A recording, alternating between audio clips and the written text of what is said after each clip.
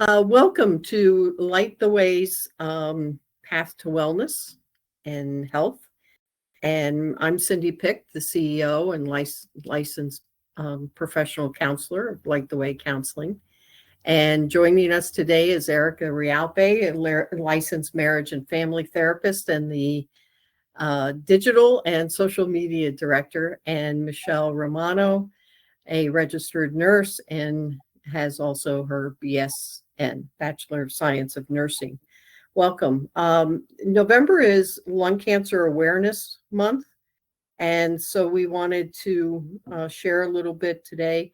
Turns out lung cancer is the leading cause of death of all cancers, and they divide it into different categories.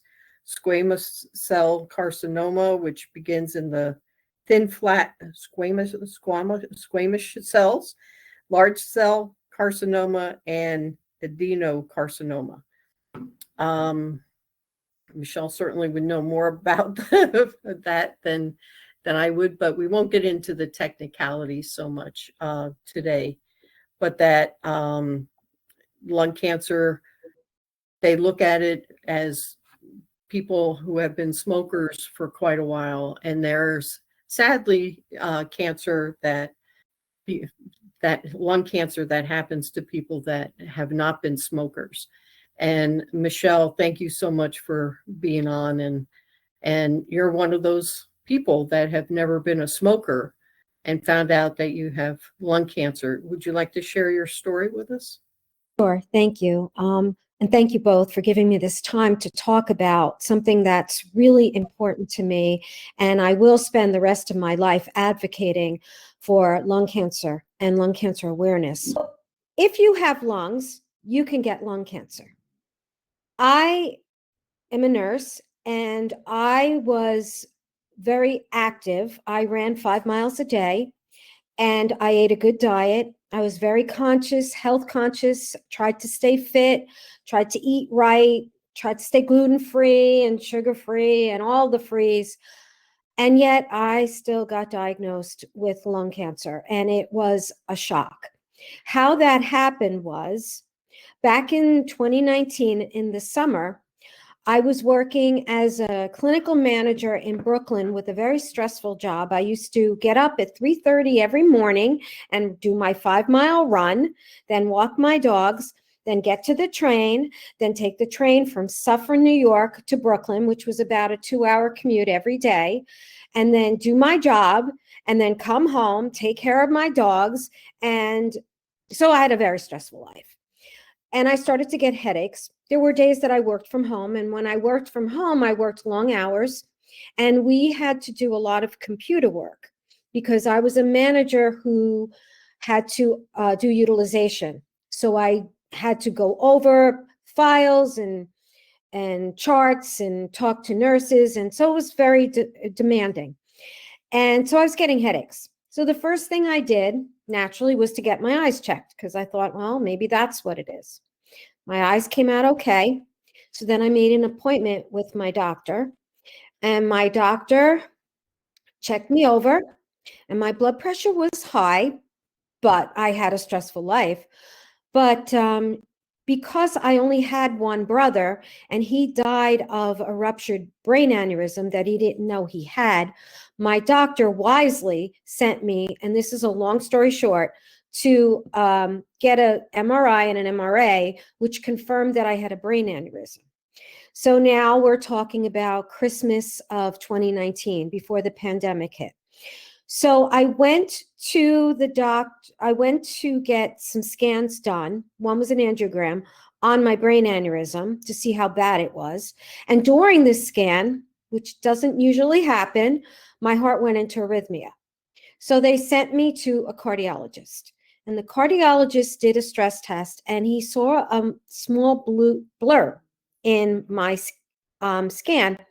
And he said to me, look, you run 5 miles a day. I don't know why there's a little depression here. I'm going to do a CAT scan.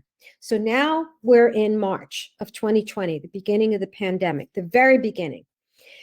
And he did the CAT scan, And then I went back to see him, and it was in the second week of March. And he said to me, well, the good news is your heart is good, but you have a nodule on your lung, and you need to get that checked right away.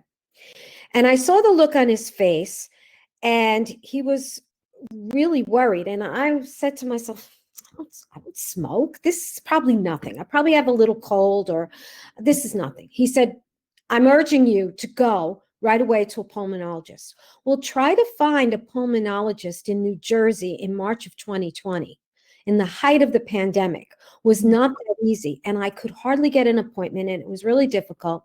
And thankfully, he worked his magic, and I got an appointment, and I had a biopsy done. And lo and behold, doctor calls me up and says, it's malignant. I was like, what? So they had scheduled me for surgery for the craniotomy for my brain aneurysm because they didn't want me to die. I was very high risk, but they had to figure out what to do with my cancer. So they put my surgery on hold. And then I went through a series of PET scans and CAT scans and all kinds of scans. One of the major hospitals in this area wanted to put off having a PET scan because of the pandemic. And I said, I'm a nurse, and lung cancer is very aggressive. And if I wait 12 weeks, I could be dead. So then I went to another doctor, and they did the PET scan right away. And I was told that it was stage 1, but it turned out it was stage 4. The cancer had aggressively spread to the lymph nodes in both my lungs. And because of that, I was ineligible for any kind of surgery. It had spread to the area in between my heart and my lungs. There were suspicious spots in my liver and kidneys, which are still there. They're too small to biopsy, but they're there. And there was a live lymph node in the back of my neck. Lung cancer loves to go to the brain and the lymph nodes. Those are pretty much the first 2 places they go. So mine was already in both lymph nodes, and it was headed to my brain. I was fortunate to have the brain aneurysm, because if I didn't have that, I wouldn't have even known I had lung cancer, because believe it or not, lung cancer symptoms don't really present until it's too late. That's why people don't survive it, because generally it's not found until it's stage 4. And because I was not a smoker, the insurance companies don't pay for regular x-rays of patients who don't smoke. If you're a smoker, you can get an x-ray every year, and you would usually find that nodule much sooner. But for me, insurance wasn't paying for it. Doctors won't order it. So it went undetected. And I honestly did not have any symptoms. The symptoms associated with lung cancer are fatigue, a cough, shortness of breath, hoarseness, swollen lymph nodes. Looking back, I could see that there were some, but at the time I saw nothing. I had nothing. But looking back, now I know, my neck was hurting me. I used to run 5 miles a day, like I said. I wasn't really running as fast as I could, but I figured, hey, I'm 59 years old. Maybe that's what it is. I have a very difficult schedule. Maybe that's what it is. I had no idea I was going to hear it was lung cancer. Came as a complete shock. Mhm. I had gone to a specialist in my mutation, and she told me that my cancer went from nothing to stage 4 in 6 months. That's how aggressive it was. Wow. That's how I started my journey. I have to tell you, it was a shock, and I was on autopilot for the first year. It was the pandemic. No one could be with me. I found out I had cancer in the room with a nurse and the doctor. My boyfriend, now fiance, was in the parking lot on the call, but he couldn't even be with me to hold my hand. And I heard it's stage 4. And with every stage, you have less and less likely chance to survive. Um, no one could be with me through taking me to the PET scans. And the first thing that they did was biomarker testing when they did the biopsy. I had to have 3 biopsies because the first one was just the initial one. And then the second one, there was a problem. So then they had to do it again. And no one could go with me. My fiance had to walk around Central Park for 5 hours because no one could be in the hospital with me. It was really traumatic, really stressful. Needless to say, I had high blood pressure and I had this aneurysm too. So I was really worried about what was going to happen to me. So they scheduled me for radiation and chemo. They did all the measurements. And on the day of chemo, I got dropped off by a friend, walked in by myself, and was all in the mindset to have the chemo done. I am not kidding. My appointment was for 9:45. At 9:40, nurse came in and said, "Stop, don't give her chemo." Now I'm all psyched and thinking, I want this out of me. I need this done. They said her biomarker came back and it's ALK positive. And I didn't know anything about ALK. I didn't know anything about any mutations. All I know was I wanted this over with. Turns out that ALK positive is a rare form of cancer. Only 5% of non-small cells have ALK positive mutation. It's terminal. There's no remission, and there is treatment, but at the time, the lifespan was 5 years, if you were lucky. And most people who had cancer don't look like they have cancer. So they stopped the chemotherapy and they put me on a targeted therapy, which is a medication like an oral chemo pill. And what it's supposed to do was to stop the cancer from spreading. So I didn't go into remission, but it stopped it from spreading. And I was really lucky because my tumor actually shrunk a little, but it made me extremely anemic. And there are a lot of side effects. And I was on that from May to June. And then at the end of June, the doctors from Mount Sinai called me and said, we're going to schedule you for brain surgery because we can't have you fighting cancer and die of a brain aneurysm from all this stress. So in July of 2020, I had the brain surgery again by myself, did all of that. It was a 8-hour surgery. I didn't lose my hair. They went right underneath here and cut here. So that was important. And then the next month, I started radiation and chemo. And they took me off the targeted therapy temporarily to start the radiation chemo. And I had that from August till October. And then they put me back on the targeted therapy. And by the grace of God, I'm still here. The lifespan for someone with ALK positive is anywhere from 6 to 7 years. Some people live longer, some people don't. Some people, I have friends that had it for 10 years, but I've had friends that died after 1 year. The reason why they don't know how long anymore is because of all the research that's been done. And there's a lot more targeted therapies that are being in clinical trial to help us live longer. My next line of treatment, should I progress, it's a very difficult medication. It affects your central nervous system. So there's a lot of side effects with this medication, but it can give me more life. But they are working on all different kinds of research to help people live longer with this terminal illness. Most of us don't even look like we have cancer, but believe me, we are, and we're a walking time bomb. And will that next line of therapy work? See, that's the thing, we don't know. But I've been on this for 4.5 years and I've been stable. I go for scans every 3 months, and every 3 months it's very filled with anxiety to see if I spread or I didn't. So it's a journey. It's definitely a journey. Wow, thank you for sharing that. I just could imagine the loneliness, the fear of being by yourself, the trauma that you've experienced throughout these years, and the stress. It's a lot of stress for your body, for yourself, mentally, physically, to be under.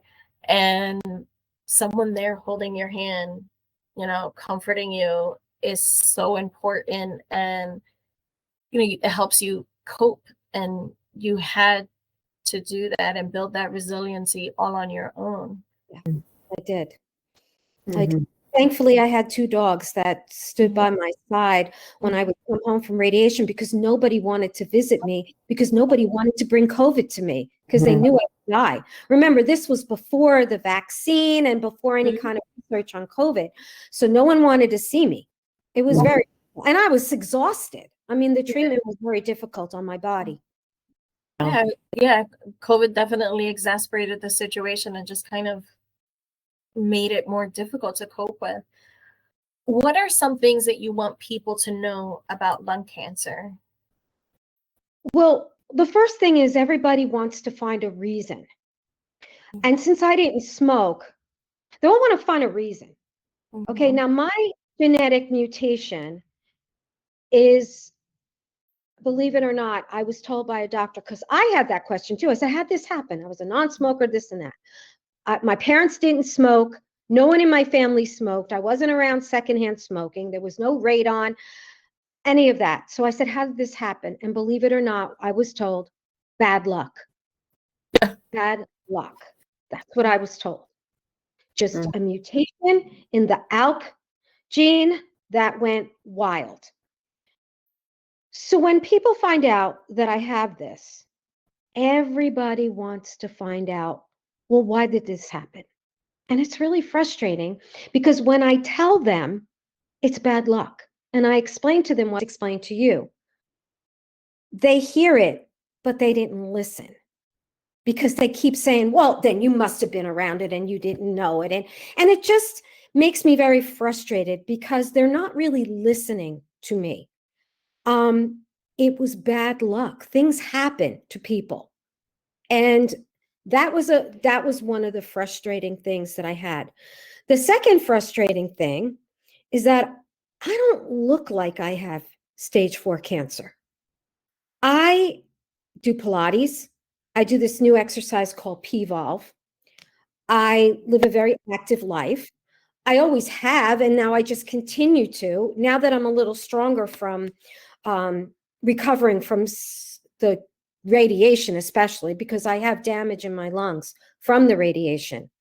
So I'm still tired, but I push myself to help get through this and live a normal life. But because I do those things and look like that, people right away say to me, well, you're a strong person. You're going to beat this. I'm not going to beat this. I'm going to die from this. I just don't know when, but I am. And I wish people would just listen to me. I know people don't want to face death. And then they'll say things like, well, we're all going to die. And that's frustrating too, because that invalidates what I'm feeling. Yes, we're all going to die, but I know I'm going to die. So I wish people would say, I'd rather hear them say to me, wow, that must be really difficult to live, not knowing how to plan, not knowing if you're going to be here next year, not knowing, if they told me I had 6 months to live, I'd max my credit cards, I'd travel around the world, I'd do all these things, but I don't know. Do I have 6 years? Do I have 6 months? Do I have a year, 2? I don't know. So I can't plan. So I live differently. So because of that, people don't get that. They don't get that I don't know, and they don't want to hear that. So that's one thing that's very frustrating to me. If they would say to me, wow, you have that must be really hard living, knowing that you don't know from every 3 months to the next, is this going to spread? Or say something like, it's amazing. You don't look like you have cancer. I know you do. I believe you. How do you manage to do it? What do you do? How do you feel? Like, then you're validating how I feel, as opposed to making me feel like, well, I'm going to die too. Well, one time a very wise therapist said to me, what they say to you is like, you both have grenades in your hand, but yours has the pin out. Yes, we're all going to die. But I know I'm going to die. I know my life is going to be shortened. Mm-hmm. So I need to be more validated. I don't want people to just take lightly how I feel. Mhm. That's Yeah, good. I could see how frustrating that is for you.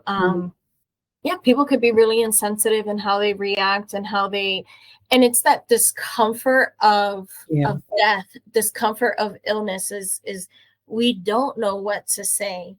And we feel like we need to say something so magical and like to make it feel better. And sometimes just sitting with the person in the hurt, in the fear, in the pain is just all that one needs, and validating them. Mhm. Exactly. Like if someone would just say to me, wow, I don't know what to say. Don't find an answer. I don't know what to say, but can I give you a hug? Mhm. And if you need me, I will be there for you. Mhm. That would mean more to me than telling me you're going to die too. Yeah. So true. Yeah. Yeah, we don't like to feel uncomfortable, so we want to get it off of us. And Right. and like Erica said, we just need to sit with you Mhm. or anyone going through this, sit in the pain. Yeah. And you mentioned that you're going to be advocating for the rest of your life. What is that, and what can people do more, those that are listening? What does that advocacy look like, and what is it that you want us to know about them? Well, the first thing I want to do is change the stigma of lung cancer. I mean, even if you are a smoker, you don't deserve cancer. No one deserves cancer. It's not a punishment. It shouldn't be a punishment. But what I want people to do is first recognize that if you have lungs, you can get lung cancer. And all of us have lungs. Therefore, all of us can get lung cancer. So we need to be educated. What exactly do we need to think about to when in terms of lung cancer? Like what would be my symptoms? So that's one thing I would want to get out is like, if you have a cough. Now, I have friends who have ALK, and it's ALK positive, and theirs started out with a cough.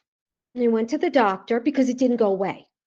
And they coughed and they coughed and they coughed and it didn't go away. So the doctor said, oh, you have a cold. Oh, you have allergies. And they were throwing antibiotics and they were throwing cough suppressants, but the cough wasn't going away. And they did nothing until a higher level of symptoms came. For example, like a seizure because it had spread to the brain, or shortness of breath that you couldn't really breathe and it took you to the hospital. So what I want to say is you have to be an advocate.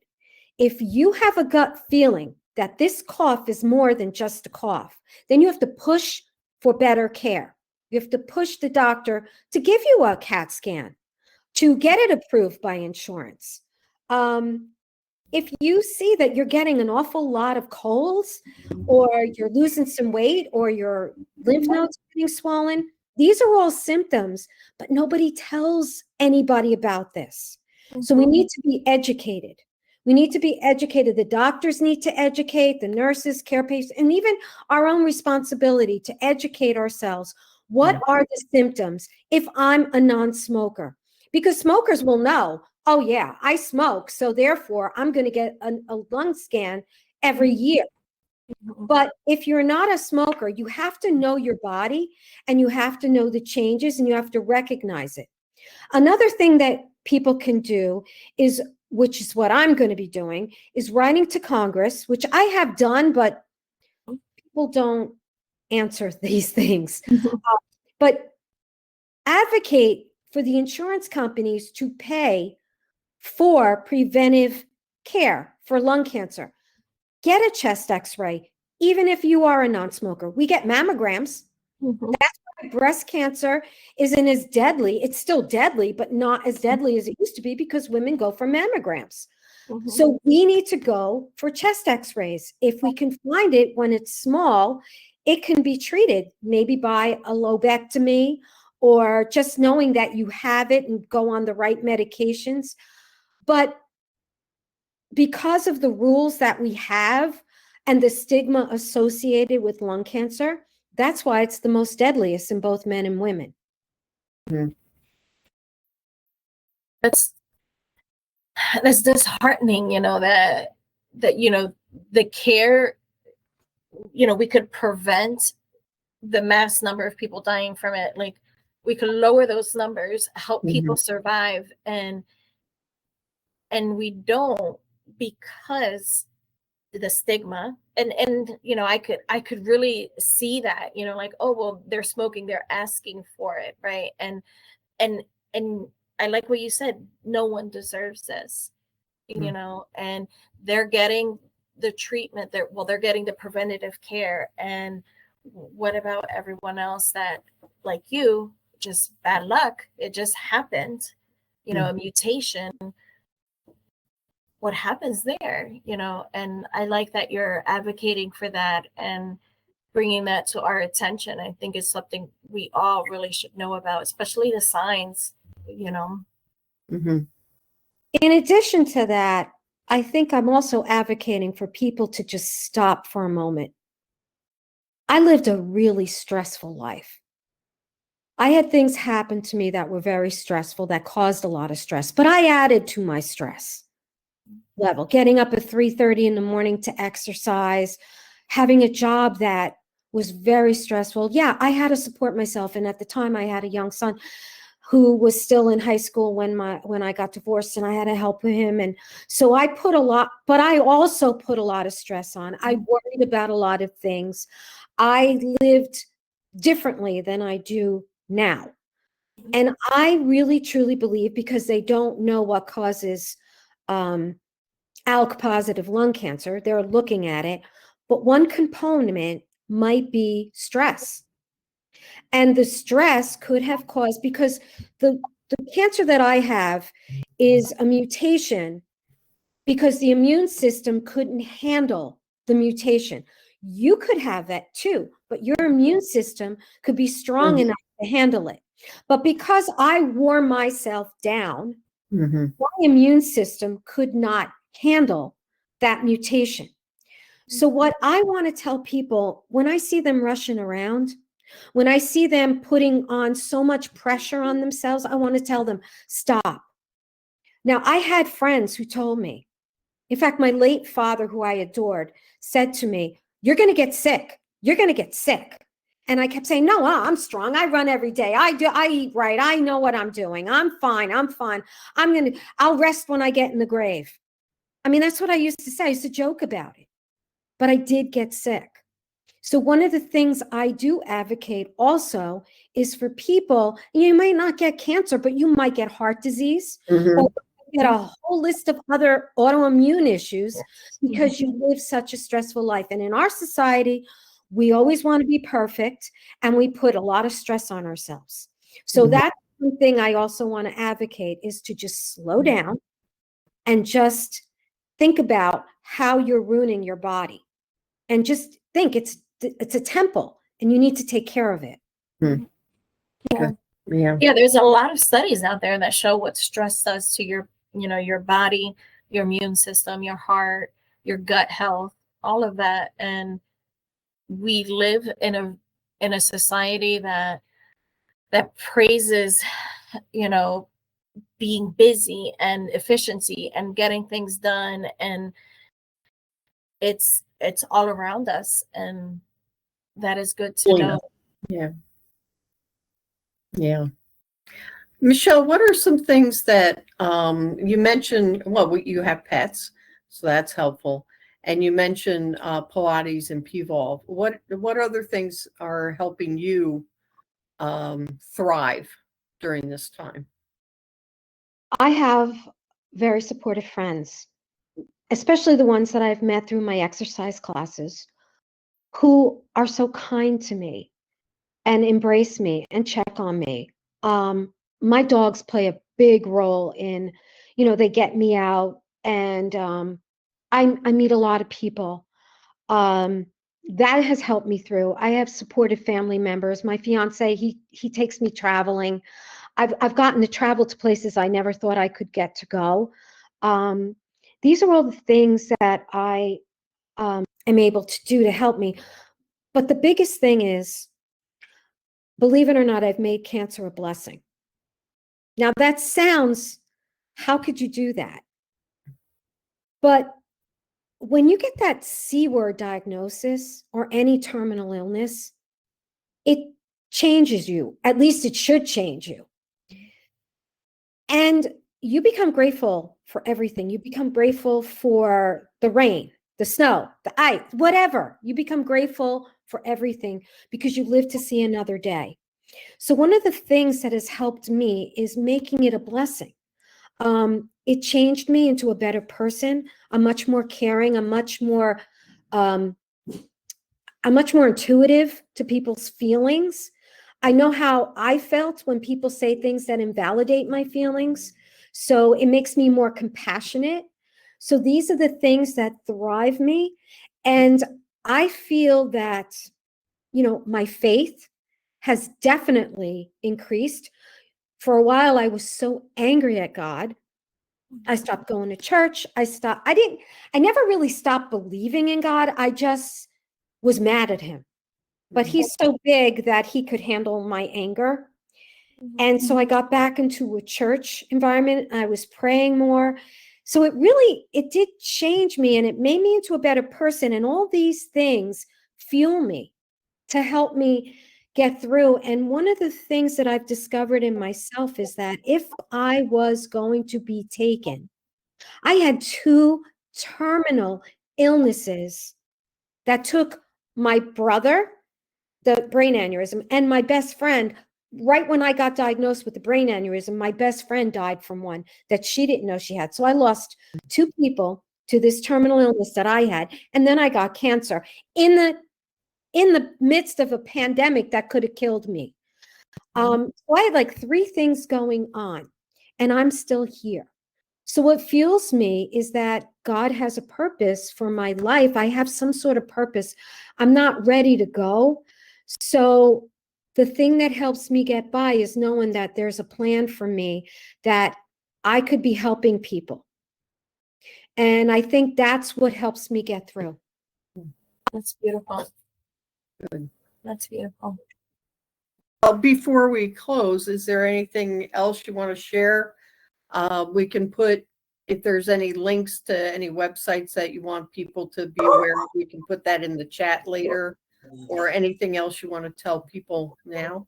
I would like, well, there's alkpositive.org, and you can go on that to find out about ALK positive. Because the symptoms are not always there, it's really good for people to know. There's another organization called Longevity that people can get information about. But also just learning how to live your life in a more meaningful way. And that's the main thing, I think, is the takeaway from it. Good. Okay. Well, thank you for joining us today, and just thank you all those that'll be watching, and we certainly pray that this will help some people get checked out, and some people will be encouraged to keep living. Erica, is there anything you want to say in closing? I just want to thank you for what you're doing, the inspiration for taking something that could be ugly, that could cause death, that people are afraid of. Like and you experience that people are afraid of talking about it. That's why they get so uncomfortable, and they kind of try to avoid. So you've taken something and you've turned it into something beautiful and bigger than all of us and impactful. And I just want to, in closing, say that if anyone hears the cancer word, there's so much research out there and there's so much hope. And that's what you need to think about. You can't think about dying. You have to think about the hope. Yep. We need hope. and that hope helps with survival. Yep. Right. Good. Well, thank you. Thank you. Okay. Have a good day. Thank you so much. Everyone. Bye. Bye-bye. Bye.